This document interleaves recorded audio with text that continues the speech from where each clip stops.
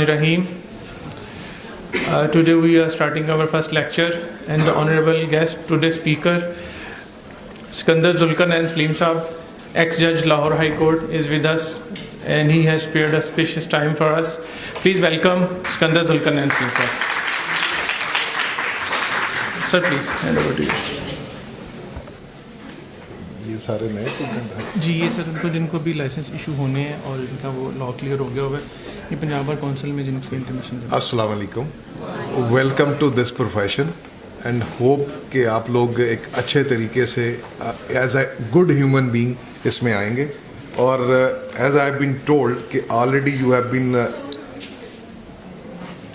आप लोगों को काफ़ी सारे लेक्चर, मतलब हमारे उस्ताद मोहतरम अकरम कुरैशी साहब वो भी हो गए, उनके बाद तो कोई ऐसी चीज़ रहती नहीं है कि जो आपको हम थोड़ा सा बताएं। Any how we will generally एक जाएंगे एथिक्स की तरफ, जो मेरे ख्याल से अभी तक आप एथिक्स में नहीं गए। तो हमारी जो बार की ट्रेडिशंस है ना, वो ऑलमोस्ट अभी ख़त्म हो चुकी हैं।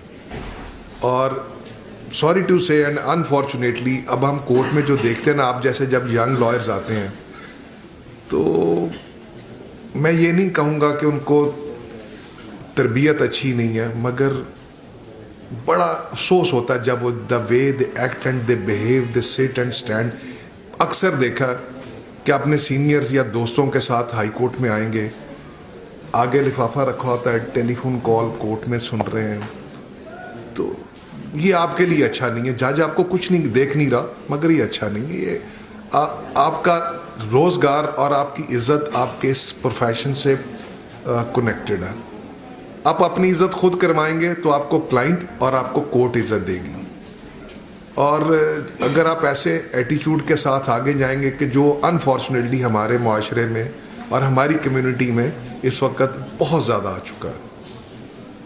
तो अभी अकरम कुरैशी साहब के बाद मैंने जैसे पहले कहा कि आप लोगों को उन्होंने काफ़ी कॉम्प्रिहेंसिवली डिटेल आपको बताया होगा। तो मैं आप लोगों से कुछ क्वेश्चन पूछ सकता हूं जो आपने, कितनी सीआरपीसी आप लोगों ने पढ़ी है ध्यान से?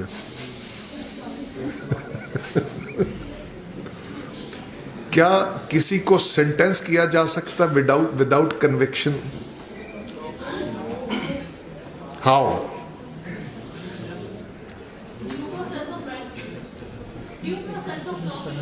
नहीं, आप question, can anybody be sentence without conviction? Without convicting him a sentence can be passed?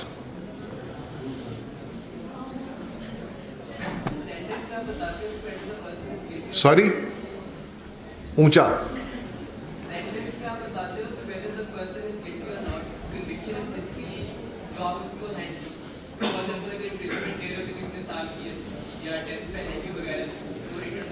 अभी कल मेरी नज़र से गुजरी हैं कुछ अमेंडमेंट्स क्रिमिनल प्रोसीजर कोड की। अगर आप उनको देखेंगे, जैसे आप अभी FIR डिलेड होती है, you get the benefit of the delayed FIR, but in future you are not going to get benefit from that, क्योंकि वो कुछ ऐसी है कि उसमें पहले प्रिलिमिनरी इंक्वायरी होगी, which was not permitted earlier since the birth of this criminal procedure code. Earlier वो नहीं थी। और आपने अक्सर मर्डर केसेस में भी पढ़ा होगा, बेल में भी पढ़ा होगा कि डिलेड का बेनिफिट मिलता था। अभी उन्होंने उसको कुशन कर दिया कि जो प्रिलिमिनरी इंक्वायरी होगी that will be not considered as a delay. अब वो preliminary inquiry before lodging of the FI first information report अगर साल चलती रहती है तो जो होगा कंप्लेनेंट इन्फॉर्मर, वो उस बेचारे का तो कोई पुरसाने हाल नहीं होगा। तो इसी तरह कल एक मेरी नज़र से केस गुजरा, फूड एक्ट का था, उसकी मैक्सिमम पनिशमेंट थी 1 year and unfortunately his bail was dismiss from high court and he is in the incarceration for the 4 months। इसलिए मैंने सवाल किया, where would you file the cancellation? High court में आएंगे? कहाँ जाएंगे? सॉरी, क्यों? तो क्या that would not amount to the review of the earlier order?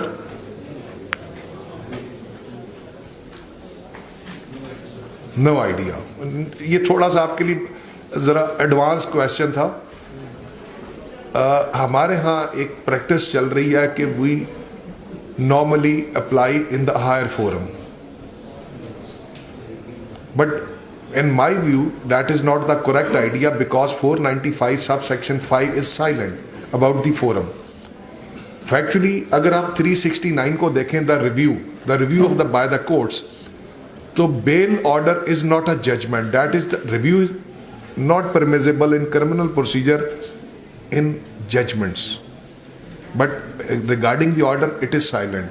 So in my view, ये होनी चाहिए before the first instance, जो first forum था, जैसे आपने पहले कहा.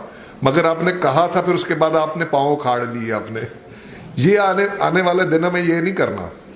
पढ़कर जाएं, जिस पे खड़े हैं खड़े हों, और उसको कोशिश करें, थ्रैश आउट करें कि अगर मैंने ये सोचा है या देखा है या पढ़ समझा है, रीज़न.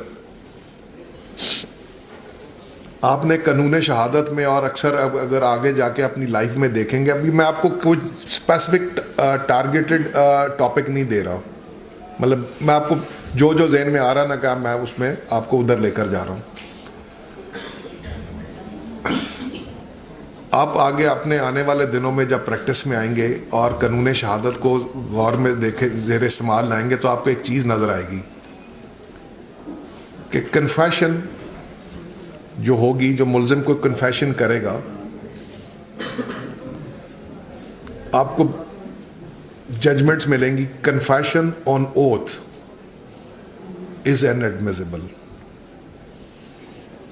अगर हम देखें तो अगर एक बंदा ऑन ओथ कन्फेशन कर रहा है, तो प्रिज्यूमेबली कि उससे बेहतर ऑथेंटिक बात कोई नहीं होगी. तो आपका क्या ख्याल है कि वो कन्फेशन इन लॉ, जो हमारा प्रिवेलिंग लॉ है, उसमें एडमिसिबल है, होती है कि नहीं, होनी चाहिए कि नहीं?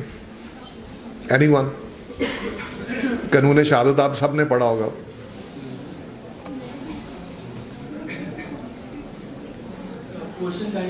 कन्फेशन ऑन ओथ एडमिसिबल है कि नहीं?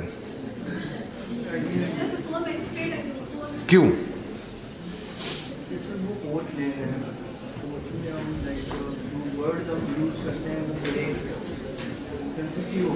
अच्छा, ये हम बात कर रहे हैं क्रिमिनल लॉ की, सिविल की नहीं. Confession by an accused is not admissible. मगर ये आपको ढूंढने के लिए बहुत टाइम और बहुत सारा किताबों में जाएंगे और आपको पाकिस्तानी लॉ में उसका रीज़न नहीं मिलेगा. ये सुप्रीम कोर्ट की जजमेंट्स में बेशुमार जगहों पर लिखा होगा कि confession on oath by an accused is inadmissible, but you will not find the reason.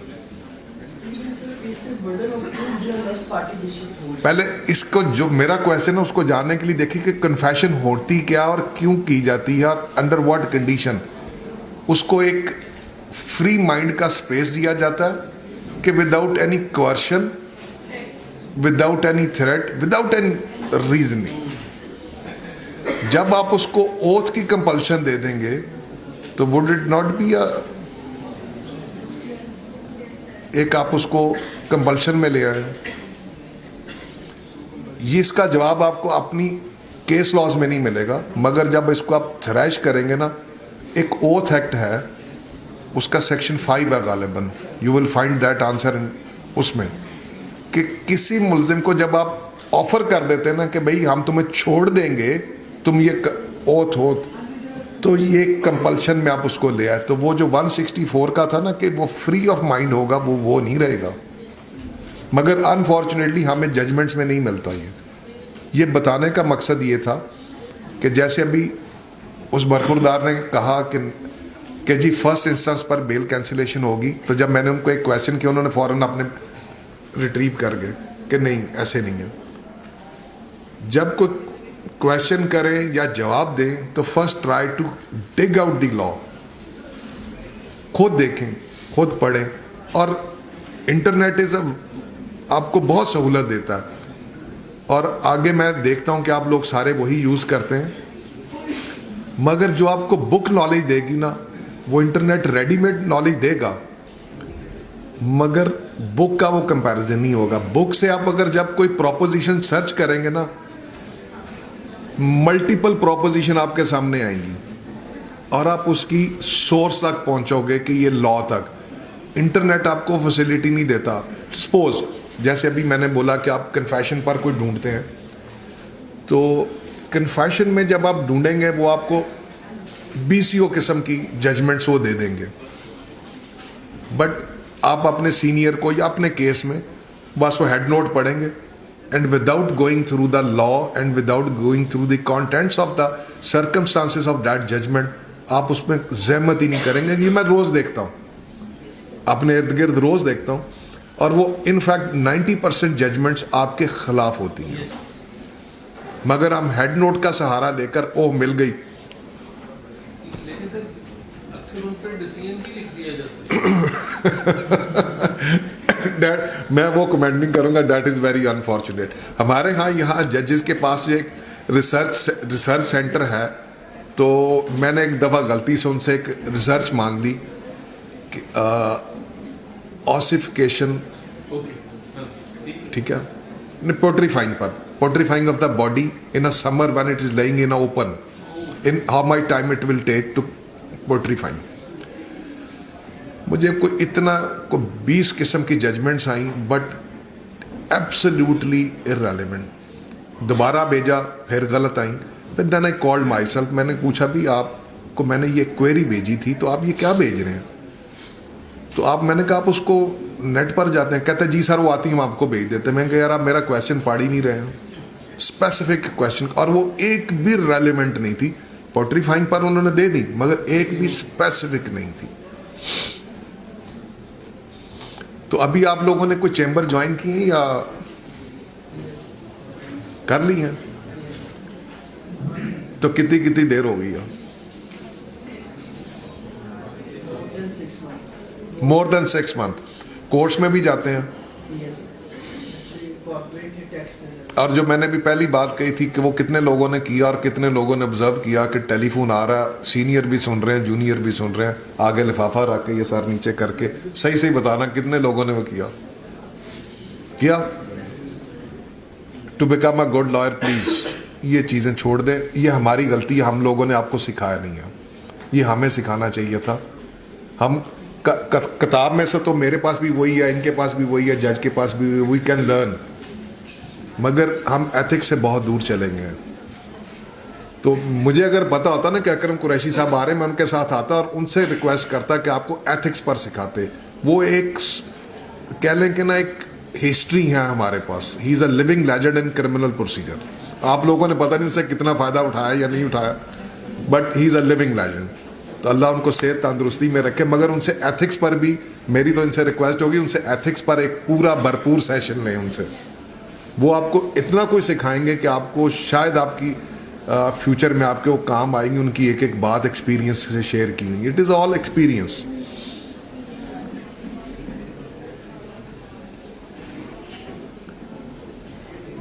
और कौन कौन से सब्जेक्ट लिए हैं आप लोगों ने यहाँ लेक्चर? ट्रायल पर क्या लिया? नहीं, क्या लिया था पूरा?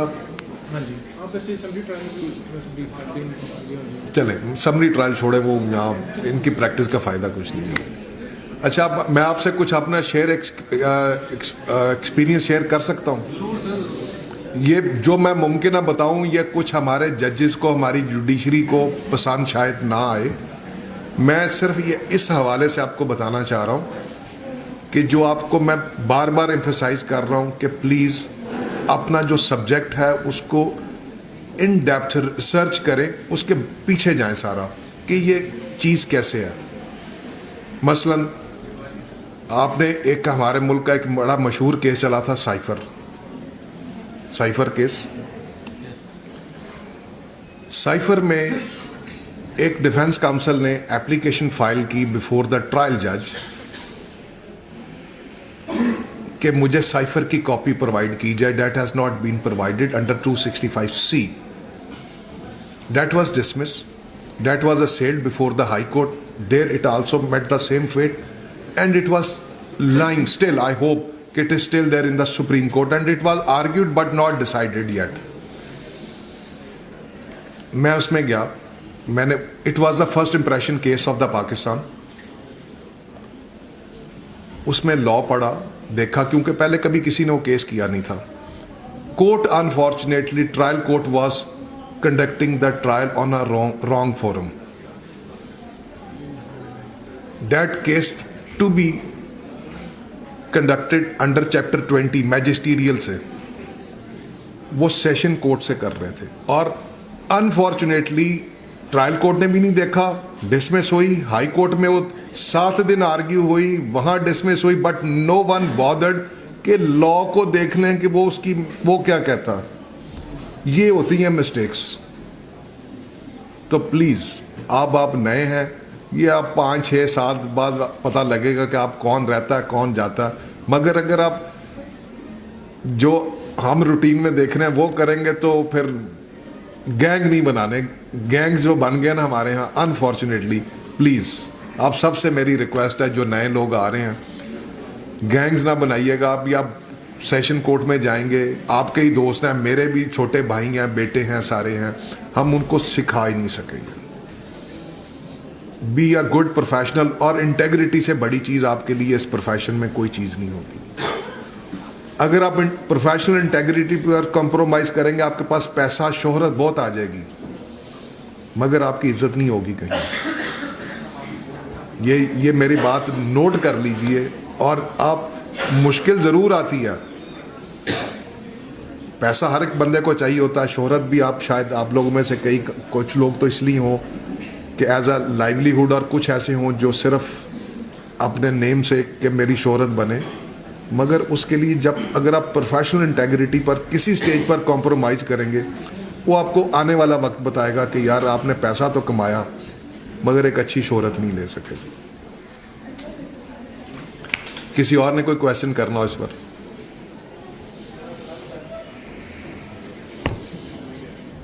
सर, आप लीगल एथिक्स के हवाले से बात कर रहे हैं, तो हमें बताएं कि किस तरीके से एक यंगस्टर जो है इस फील्ड में आता है, उसको क्या करना चाहिए, किससे बचना चाहिए, क्या चीज़ों से मामला. ये सवाल मेरे पास चैम्बर में, और देखें मुझे सवाल उठ के कर रहा.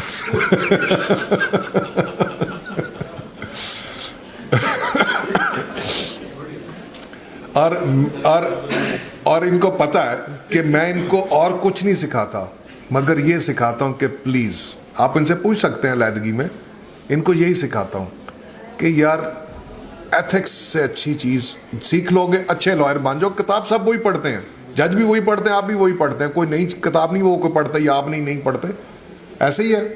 और आप इनको रोज़ बैठे उठते कि भाई ऐसे नहीं करना, ये नहीं करना, बाकी by the passage of the time आप मेहनत करते रहेंगे, आप सब सीख जाते हैं. अभी आप लोग हाई कोर्ट में भी जाते हैं, वहाँ एक बड़ी अनफॉर्चुनेट सिचुएशन होती है. मैं with this age, with the no hair on my head and the rest are the almost white, मगर मैं फिर भी अपने आप को रिफ्रेन करता हूँ फर्स्ट जो टेबल है उस पर बैठने से. कोशिश करता हूँ कोई सीनियर आके बैठ जाए. और डेली मुशाहिदा करते हैं कि सारी कुर्सियों पर यंगस्टर बैठे होते हैं और सीनियर सारे खड़े होते हैं.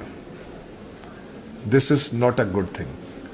ये नहीं है कि आप छोटे हैं इसलिए, ये एक एथिक्स है, एक रिस्पेक्ट है, और आपको देनी चाहिए. इन चीज़ों से हम बहुत दूर चले गए हैं कुछ सालों से ना. 2007-8 के बाद हम इन चीज़ों से बहुत दूर चले गए, और डैट इज़ वेरी अनफॉर्चुनेट. जो बेसिकली आपका प्रोफेशन है नहीं, ये एथिक्स से रिलेटेड बहुत ज़्यादा. अगर आप में से कोई फॉरेन स्टडी के लिए जाएगा ना, बार करने के लिए, तो आप देखिएगा कि वहाँ आपको कुछ नहीं है, डिनर्स और बार, ये एथिक्स हैं, ये एथिक्स है. और आप अपने यहाँ रहकर भी अपने आप को उनसे ज़्यादा डिस्टिंग्विश कर सकते हैं. But if you will follow these traditions and ethics जो हमारे यहाँ, ठीक है, हमारी कल्चरल ट्रेडिशन थोड़ी सी फ़र्क है उनसे, बट मेरी नज़र में बेहतर अगर हम उनको फॉलो करें तो. किसी का प्लान है जाके आगे फर्दर स्टडी का? सारे होंगे, चले अल्लाह करे। मगर जो ये चीज़ मैं बता रहा हूँ, ये इसको भी बांध लीजिएगा और वहाँ जाके देख लीजिएगा कि आपको ज़्यादा एथिक्स पर ही बार में बताएंगे जो यहाँ मिसिंग है। एक आपसे वाकया शेयर कर लेता हूँ। 2013 में एक नैब की बेंच चल रहा था, तो मुझे एक आगे फ्रंट डेस्क पर चेयर मिली, मैं बैठ गया। तो हमारे एक बड़े senior counsellor, he passed away last year, but he was from the civil side. वो अपने किसी ज़ाती काम से कोर्ट में तशरीफ़ लाए, तो मेरे पीछे खड़े, तो मैंने उठने की कोशिश की, तो उन्होंने ना मुझे कंधों से ना दबाकर ज़ोर से कहा कि बैठा रहा, और कोर्ट ने ना सुना, कोर्ट डिस्टर्ब हुई। मैंने थोड़ा सा ज़ोर पुश किया, तो उन्होंने ना दोनों मेरे कंधों पर ना हाथ रख कर ना मुझे उठने नहीं दिया। द मोमेंट मुझे फील हुआ उनकी ग्रिप लूज हुई है, तो मैं उठकर खड़ा हो गया। मैं कहा सर बैठे।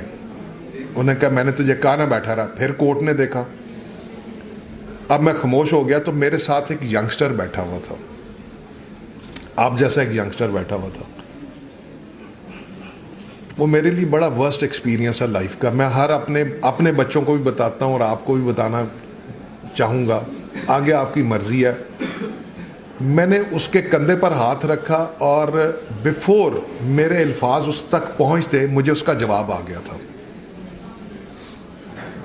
मतलब कुछ एक्शन रिस्पॉन्स, रिपल्सिव एक्शन ऐसा था कि मेरा हाथ उसके भी कंधे पर गया, तो जवाब मेरे दिमाग में आ गया था कि इसने मुझे क्या कहना है। तो मैंने उनसे सिर्फ रिक्वेस्ट की, मैं कहा बेटा वो इंसिस्ट कर रहे हैं तो आप 2 मिनट उन्हें जगह दे दें।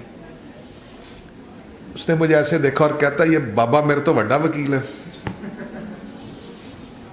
And that was a very unfortunate for me.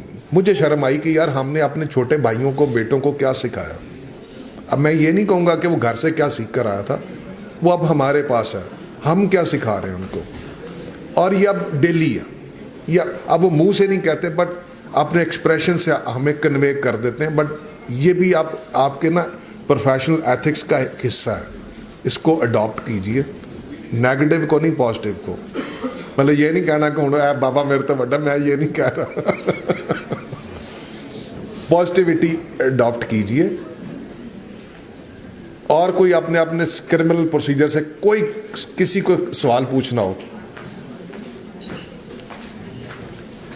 कोई सवाल आपके जहन में हो, आप 6 माह से चैम्बर में जा रहे हैं, ये आजकल जो पुलिस वाले एक से कई ज़्यादा एफआईआर जो वो दर्ज कर लेते हैं और आगे उस शख्स के ऊपर जो प्रोसीडिंग स्टार्ट भी हो जाती है, कोर्ट आगे बेल भी नहीं देती है। और ये एक तरह से एक से ज़्यादा एफआईआर से मुराद रिगार्डिंग अ वन अकरेंस। ये सब की मिसाल के तौर उसको आजकल पॉलिटिकल केसेस भी कहा जाता है, पॉलिटिकल एफआईआर। जिस तरह एडवोकेट मतीन है, क्योंकि आपने देखा हो शायद वीडियो बनाते रहते हैं, या इस तरह के दूसरे काफ़ी सारे लोग हैं जो अगर पुलिस को पता देने से मना करते हैं तो वो 3-4 सेम टाइम जो है थानों से उनके ऊपर एफआईआर कर जाते हैं। कोई मंशियात डाल देता है, कोई ये हमारे सिस्टम की खराबी है। हम हमारी जुडिशरी, हमारा सिस्टम आपस में सिंक्रोनाइज करके कॉम्प्रोमाइज़ कर गए हुए हैं। अभी आपने एक बीच में एक बात की कि आपके कुछ कुलीग वो वीलॉग्स और वो टिकटॉक बनाते हैं। डू यू फील कि that is appropriate to do that before the जज and before the court? Prepare करके आर्गू करने के बजाय आप अपने कैमरा के सामने कर रहे होते हैं। What is that? That is a stupidity and nonsense, nothing else. कितने के बनाते हैं ऐसे? है कोई बनाने वाला? लेकिन सर उससे बड़ा माशरे बड़ा पॉजिटिव रोल उसके अंदर पुलिस की जितनी भी इस तरह की क्रिमिनल एक्टिविटीज़ हैं, कोई भी यहाँ पे इतना ज़रूर नहीं कि वो उसको लाइक चैलेंज कर सके। लेकिन उस एडवोकेट ने किया और बताया कि ये देखें ज़बरदस्ती ये लोग बाइक खुद लेके आए हैं, इस बंदे से जो है पैसे मांग रहे हैं या फिर बदमाशी कर रहे हैं। Then what happened next? काफ़ी सारा उसने क्या, जो उसने किताबें पढ़ी या जो सीखा, उसका बेनिफिट खुद या अपने क्लाइंट को in the shape of the law दिलवाया? नहीं। आपने उसकी स्क्रीन पर ज़रूर देखा होगा, उसने हाईलाइट किया कि this was done, that was done, ये, बट क्या उसने उसको पेन डाउन करके किसी कोर्ट के सामने उस चीज़ को एजिटेट किया? होपफुली नहीं किया होगा तो उस पर भी एक टिकटॉक बनाई होगी और वहाँ कुछ नहीं कहा होगा।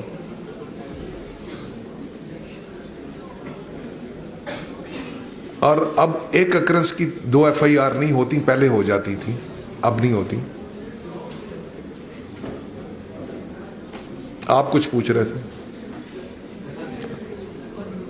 मैंने एक चीज महसूस की है 6 महीनों में हमारे जितने भी सीनियर है ना, वो जो है ना जज साहब के लाइक के ऊपर, सॉरी, जज साहब के लाइक और लाइक मतलब जज साहब क्या पसंद करते हैं, क्या मतलब उनके आज हम कैसे पेश होना है, मीन उनकी इन्वेस्टमेंट और फोकस ज़्यादातर जज साहब के लाइक के ऊपर होता है, अपने केसेस के ऊपर कम होता है। तो मैं आपसे क्योंकि मैंने महसूस किया पदवी में, मतलब जज साहब तो उन्हें लेकिन एक्सेस को फॉलो करना चाहिए जो हम करते हैं, वो लाइक वाले पैरामीटर से थोड़ा ऊपर सोचें, जो भी बंदा आया हुआ उसको ट्रीट करें, जीना रखें, जीना रहे। देखिए मैं आपको एक बात बताऊं, ये मैं थोड़ा सा जैसे हाँ मैं आपको एक बात बताता हूं, किसी की अच्छी चीज़ से ज़रूर मरगूब हो, आउट ऑफ द एथिक्स या आउट ऑफ द लॉट जाकर उसकी जितनी मर्जी चमकदार चीज़ हो उससे कभी मरगूब ना होइएगा। उस चीज़ को अडॉप्ट करें, उस चीज़ को फॉलो करें जो एथिकली एंड लीगली आपको समझ आए कि ये ठीक है। और ये जो फेस डिस्क्रिमिनेशन है ना, ये तो मेरे से भी पहले में चल रही है, but how you can cope that situation, build yourself with the law, convince the court with your legal ethics and legal acumen, not with the कि मैंने उसको सलाम कैसे करना, मैंने उसके पास जाना कैसे, ये फलाना ऐसे करता, उस चीज़ को भूल जाएं। जब आप एक अच्छी प्रेजेंटेशन करेंगे लॉ की तो automatically court will begin to give you a relief और आपको पसंद करेगी। अगर आप समझते हैं ना, देखिए उधर भी एक इंसान बैठा और अनफॉर्चुनेटली हमारे एक सेटअप ऐसा हो गया हुआ है जो आपने भी सवाल किया है, उसी से रिलेटेड कि पसंद नापसंद का मामला चल पड़ा। आप अपनी लड़ाई जारी रखें, equip yourself with the law and the books, ultimately goal आपके पास होगा। और किसी के पास कोई क्वेरी?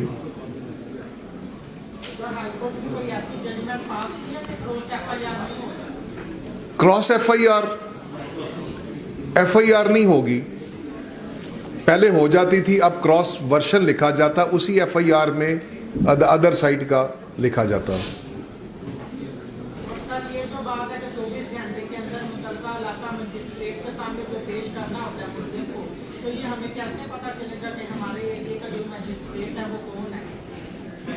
वो आपको नहीं पता लगेगा, वो पुलिस वालों को अपने थाने की तयन पता होता है, वो आपने नहीं पेश करना होता, पुलिस ने करना होता है। उनको पता होता है कि मैं किसकी जुरिस्डिक्शन में हूँ।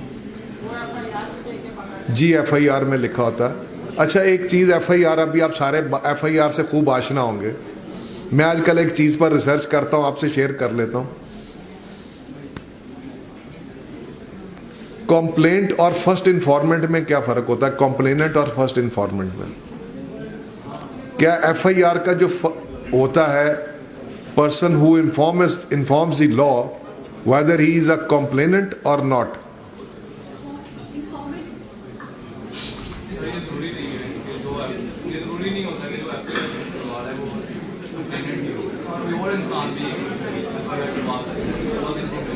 मतलब कि जो इन्फॉर्मर होता है वो ज़रूरी नहीं कंप्लेनेंट हो, मगर जो होता है जिसने मतलब अग्रीड होता है वो कंप्लेनेंट होता है। आपका ये कहने का मतलब है किसी के पास 154 है CRPC, उसमें देखिए कहीं लिखा हुआ लफ्ज कंप्लेनेंट का, it is the word informant, complainant नहीं है। और हम डेली हाई कोर्ट से लेकर सुप्रीम कोर्ट तक बताते हैं कि he is the complainant of the FIR। He is the informer. कॉम्प्लेनेंट जो है वो तो सेक्शन 4 ऑफ CRPC में डिफाइन है, शायद J और G है, जिसमें कॉम्प्लेनेंट वो जो आप 200 कंप्लेंट करते हैं 200 CRPC वाली, वो है कॉम्प्लेनेंट। मगर FIR जो आपकी 154 है, that is silent about the word complainant, rather alien.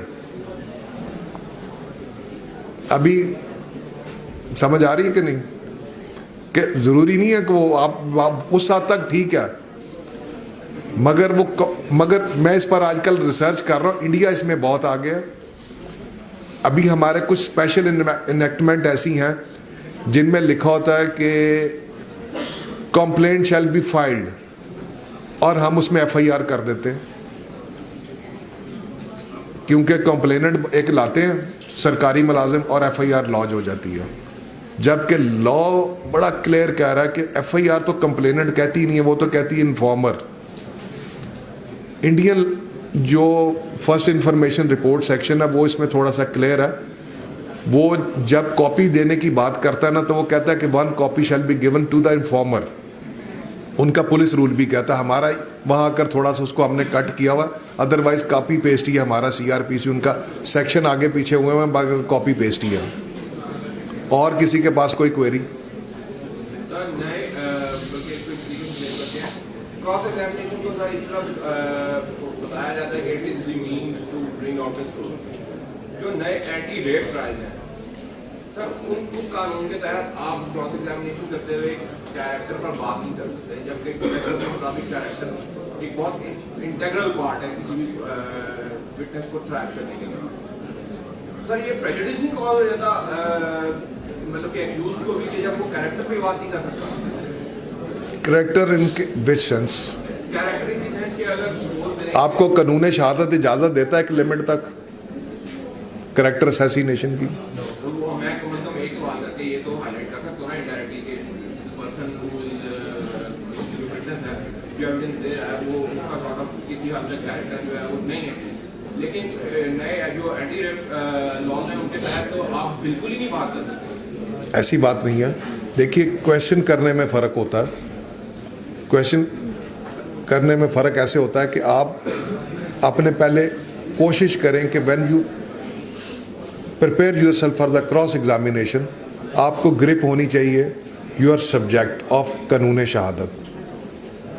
कानून शहादत का क्रॉस एग्जामिनेशन से बहुत गहरा ताल्लुक है, जो कि हम नॉर्मली अपने स्टूडेंट्स को, नए को नहीं बताते या नहीं वो पढ़ते, तो उसमें उनको ट्रेंड करना चाहिए कि आपको पहले अपनी ग्रिप होनी चाहिए कि विच क्वेश्चन। देखिए, क्रॉस एग्जामिनेशन में द बेसिक सब्जेक्ट पता क्या होता है? Which question is not to be asked, that is your speed breaker. मगर हम अपने क्लाइंट को और ऑडियंस को खुश करने के लिए हम इररेलेवेंट एंड अनवांटेड क्वेश्चन बहुत सारे लोग करते हैं और किए जाते हैं, just to please the client and the audience. ये हर एक अपनी सोच होती है। आप जितना मिनिमाइज क्रॉस एग्जामिनेशन करेंगे, फिर वो जो आपको सिचुएशन आप फील कर रहे हैं ना कि we can not ask about the character, वो वहाँ ख़त्म हो जाएगी। जब आप अपना एक कानून शहादत में रहकर और अपने सब्जेक्ट को अबूर करते हुए अच्छे तरीके से एक लिमिटेड क्रॉस एग्जामिनेशन करेंगे, जब आप अपने ही क्वेश्चन में से जवाब में से अगला सवाल करेंगे ना, that will be a wrong. आप उसमें फिर एक ना ख़त्म होने वाले सवाल करते जाएंगे। एक्सक्यूज मी, अभी एक मेरी नज़र में एक अपील में क्रॉस एग्जामिनेशन गुजरा। Initially there was an allegation of fornication against the two person, but at the time of framing of the charge that fornication was dropped, there was no allegation। एक और offence की allegation थी। होगा, पढ़ भी लिया होगा कि नहीं पता लगा। अब आप देख लें कि आपने क्या क्वेश्चन करना, और कैरेक्टर असैसिनेशन का वो आप वाली बात आप एक लिमिटेड पैरा में रहकर कर सकते हैं। बट जो आपको एथिकली खुद महसूस हो ना कि मैं ठीक कर रहा हूँ और मेरे केस की, वो कर सकते हैं। जब आप इररेलेवेंट और फजूल सवाल करेंगे तो फिर रिजल्ट वैसा ही आएगा। और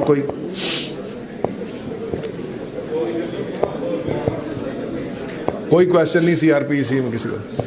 In your time, all your seniors just groom yourself and learn from the kacheri. Sorry? Lower level. In your time, you all senior lawyers learn from the वकालत जिसे कहते हैं या लोअर कोर्स कचहरी की वकालत है।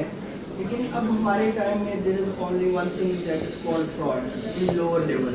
So how we can groom ourselves? नीचे की लेवल पे आप जाएं, डॉक्यूमेंट्स each and everything जो इतना फेक है और इतना वहाँ पे मतलब टोटली एग्जॉस्टेड हो गए, इस वजह से जो अक्सर यंगस्टर है वो कॉर्पोरेट साइड। मैंने स्टार्ट में कहा था ना कि mister Mohammad Akram Qureshi is a माशाल्लाह living legend in criminal side, right. मैं कोशिश करूंगा आपको उनके मुंह से कुछ उनकी रुएदाद ज़िंदगी सुनाऊंगा, उनके प्रोफेशन की, उनसे कोशिश करेंगे आपका कोई लेक्चर हो जाए। बेशक आपका मेगा टेन्योर ख़त्म हो रहा है, ये लास्ट लेक्चर है। बस एक दिन ही है। कुरैशी साहब से मैं रिक्वेस्ट करूंगा अगर ही इज़ वेल तो वेल।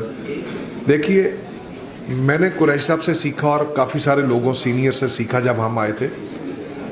डिस्ट्रिक्ट कोर्ट्स, ये लोअर कोर्ट कोई चीज़ नहीं होती।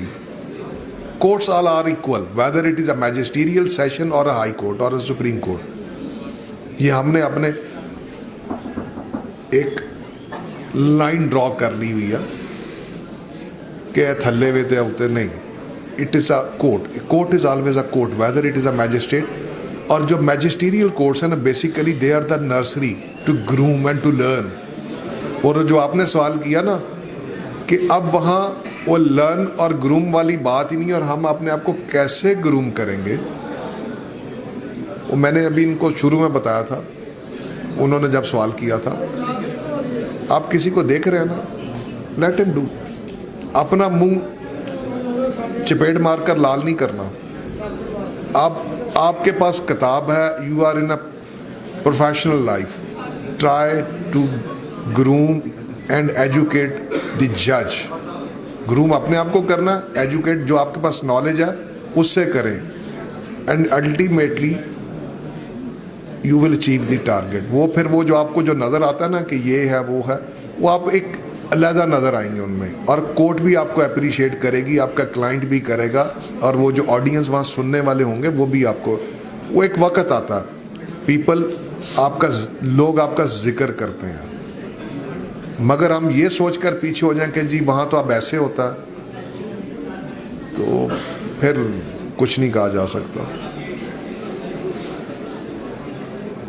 वकील का तो यही तो काम है कि वट एवर द सिचुएशन उसने लड़ना है। तो अब अगर पहले शुरू में ही आप हथियार फेंक कर बैठ जाएंगे कि यार वो वहाँ तो ये होता है तो फिर तो नहीं होगा कुछ। Any other boy? बस हो, चल, थैंक यू वेरी मच, आपने बता दिया।